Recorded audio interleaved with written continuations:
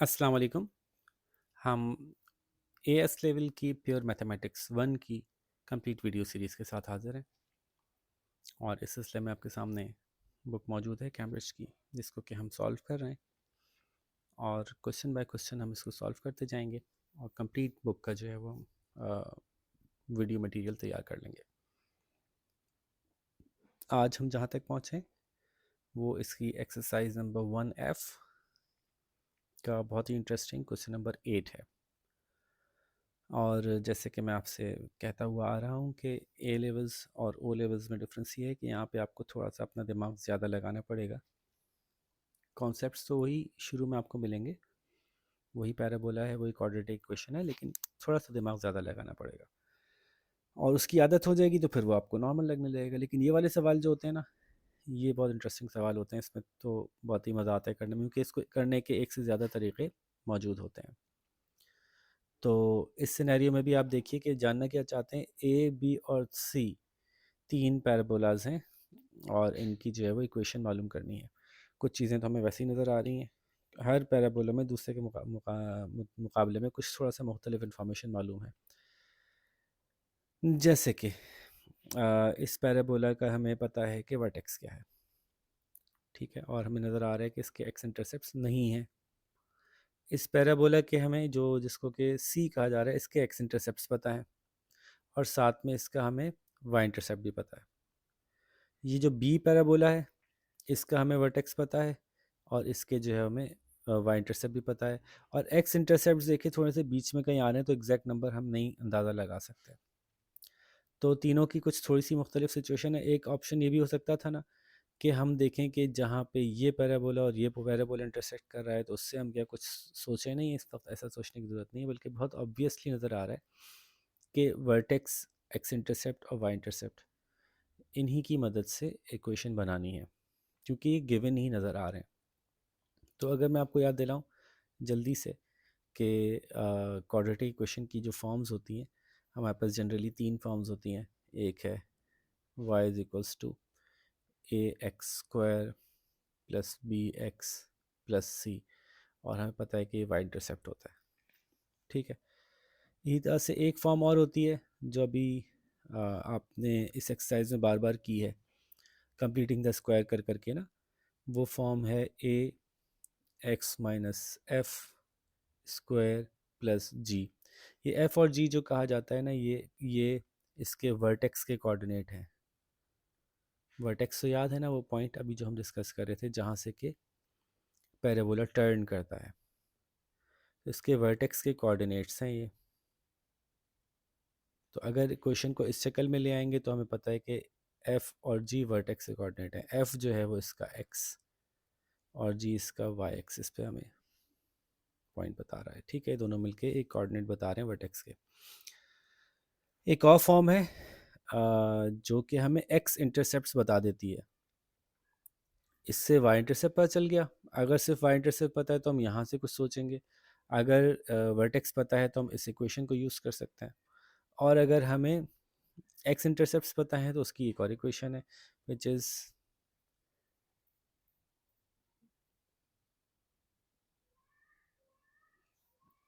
तो सबसे पहले तो हम जो आपको बहुत साफ नज़र आ रहा है, हम ए की बात कर रहे हैं। ए, तो ए के एक्स इंटरसेप्ट्स हैं ही नहीं, वाई इंटरसेप्ट भी नहीं पता। तो फिर हमारे पास एक ही इंफॉर्मेशन मौजूद है, वो है इसका वर्टेक्स। और वर्टेक्स है 4,2 पे। तो इसी की मदद से हम इक्वेशन आराम से फॉर्म कर लेंगे, ठीक है जी। ये मैंने एफ़ की जगह उसका 4 डाल दिया, माइनस तो पहले से फार्मूले में मौजूद था, और जी की जगह 2 डाल दिया। एक्स एक्सिस और वाई एक्सिस की जैसे मैंने बताया कि इसके ये हमने पॉइंट्स डाल दिए। ये थे हमारे पास 4,2 वर्टेक्स। अब एक चीज़ रह जाएगी इसमें कि ए क्या होना चाहिए।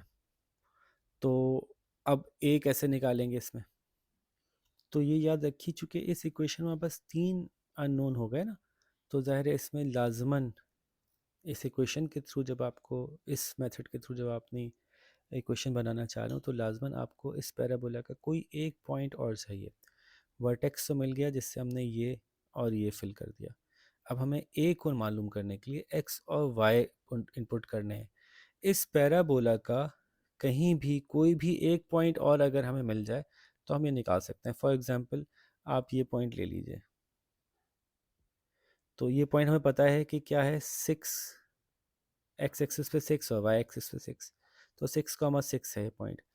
तो इस पूरी इक्वेशन के लिए, इसी पूरी इक्वेशन पे पैराबोला का हर पॉइंट सेटिस्फाई करेगी ये इक्वेशन। किसी पॉइंट को डाल दें इक्वेशन उसके लिए दुरुस्त होगी, क्योंकि इस पैराबोला की इक्वेशन है। तो मैं x की वैल्यू और y की वैल्यू इस पॉइंट की डाल देता हूँ। उससे क्या होगा कि x भी खत्म हो जाएगा, y भी खत्म हो जाएगा, इक्वेशन में a रह जाएगा, a की वैल्यू आ जाएगी। तो 6 is equals to a into 6 - 4 का square plus 2, which becomes 6 is equals to a into 6 - 4 is 2, 2 × 4, तो ये 4a हो जाएगा प्लस 2। ठीक है, ये इधर चला जाएगा तो आपका 4 इज इक्वल्स टू 4a, तो a इज इक्वल्स टू 1, ये नीचे आ जाएगा तो 4/4 हो जाएगा। यूँ हमें पता चल गया कि a की वैल्यू क्या है।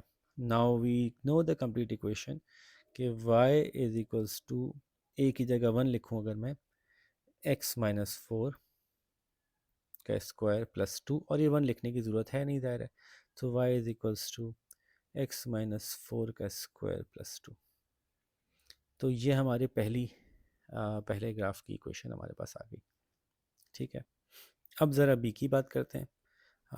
बी को आप गौर से देखिए, बी में हमारे पास क्या मौजूद है, ए की तो इक्वेशन हमने बना ली, बल्कि इसको मैं यहाँ ऊपर लिखता जाता हूँ ताकि कि वो सेव होती जाए। ये हमने बनाई थी y is equals to x - 4 का स्क्वायर प्लस 2, ये था ए। अब बी की बात करते हैं। So b is here this red one, और इसके बारे में नज़र आ रहा है कि एक्स इंटरसेप्ट तो नहीं पता, वर्टेक्स पता है और वाई इंटरसेप्ट पता है। यस, और वर्टेक्स और कोई एक पॉइंट और कह लें वो भी पता है। तो क्या हम इसको कैसे सॉल्व करेंगे? तो जैसे हमने ए सॉल्व किए वैसे ही इसको सॉल्व करेंगे, क्योंकि वर्टेक्स और एक पॉइंट की मदद से ये आराम से सॉल्व हो जाता है। So y is equals to a x minus f का square plus g is equals to, अब ए की जगह हम ए में नहीं पता, पहले हम एक्स डाल दें और पहले हम एफ डाल दें, विच इज़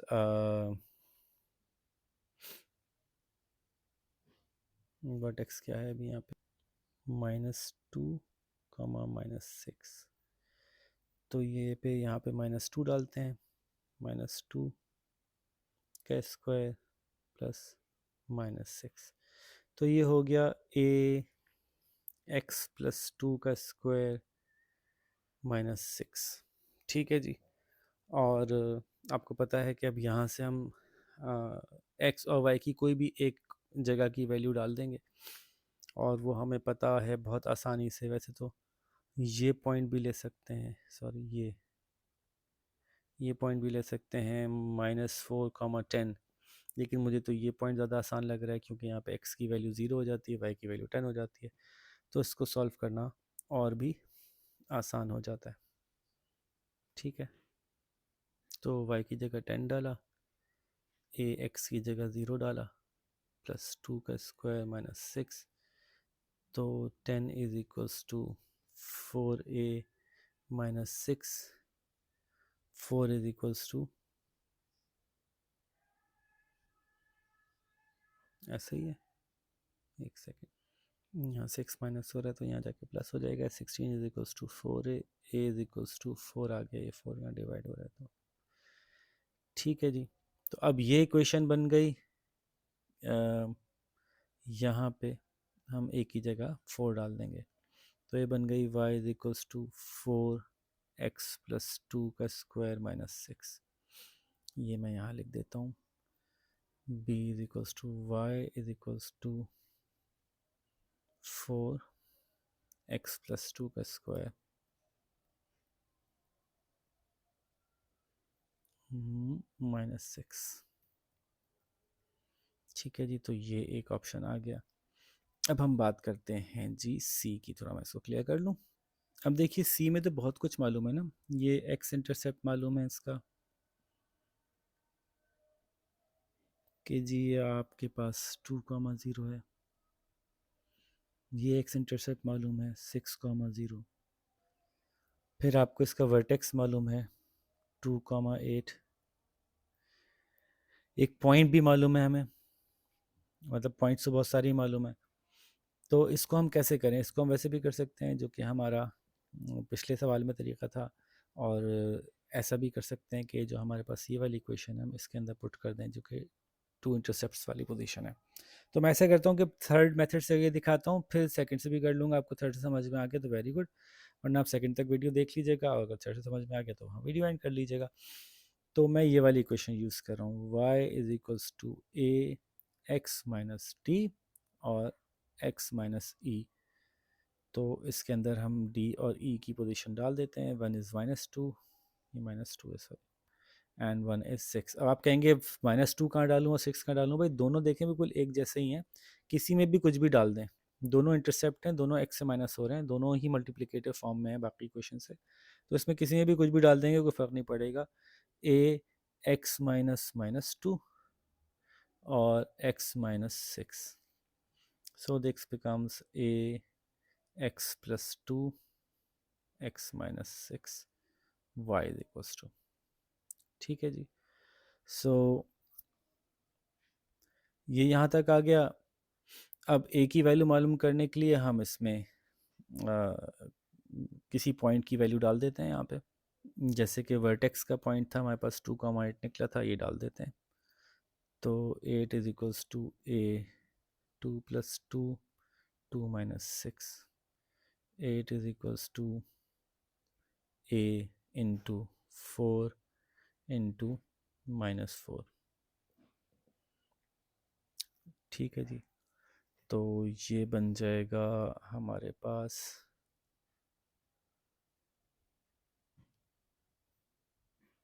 आंसर निकाल लूँ पहले। 8 इज इक्वल्स टू -16a, ये इधर चले जाएगा तो a is equals to -1/2, 8/16 is 1/2। तो a की वैल्यू आ गई, इसको यहाँ रिप्लेस कर दो a की वैल्यू को यहाँ पे, तो ये क्वेश्चन बन जाएगी y is equals to 1/2 x plus 2 x minus 6। ये एक्सेप्टेबल जवाब है, ये नई क्वेश्चन हमने बना दी थर्ड की। मैं यहाँ लिख देता हूँ c की y is equals to 1/2 x plus 2 x minus 6।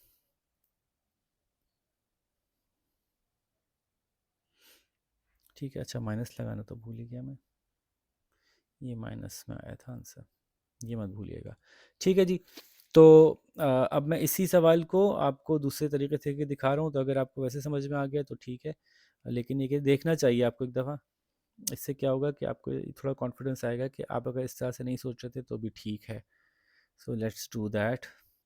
तो ये देखिए मैंने डाल भी दी वैल्यूज़, ये लिया f और g की जगह 2 और 8 डाल दिया, ये रहा 2 और 8, और इसको सॉल्व किया तो हमारे पास ये सूरत हाल आ गई। इसमें से a की वैल्यू निकालने के लिए मैंने ये पॉइंट ले लिया 0,6, तो 0,6 डाला, जिसमें से a की वैल्यू -1/2 आ गई, इसको वापस में डाल दिया, तो ये बन गई ये इक्वेशन। ठीक है जी। So this is how we solved all the questions, all the equations. ये भी सही है, ये भी सही है, ठीक है। अच्छा, इसको आप चाहें तो इसको और सॉल्व कर सकते हैं अभी।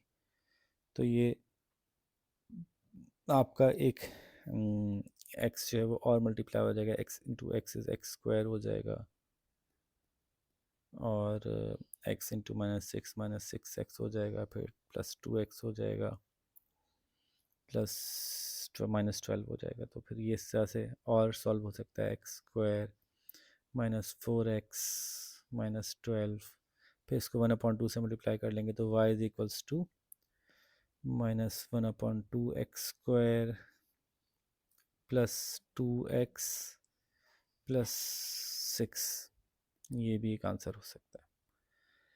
ठीक है, तो ये इसी को खोला है मैंने और कुछ भी नहीं किया। तो ये सारे सवाल ऑप्शंस मौजूद थे, एक ऑप्शन और भी था, बहरहाल हम उसको मज़ीद हम कॉम्प्लिकेट नहीं कर रहे, आपको मैंने कई तरीक़ों से सवाल करके दिखा दिया। थोड़ा सा अपने दिमाग को खोलें और रिलैक्स करेंगे तो कई तरह से सॉल्व हो सकता है, सिर्फ इंटेलिजेंटली देखने की ज़रूरत है। ठीक है जी, यहाँ पे क्वेश्चन एंड करते हैं। अपना ख्याल रखिएगा। अल्लाह हाफ़िज़।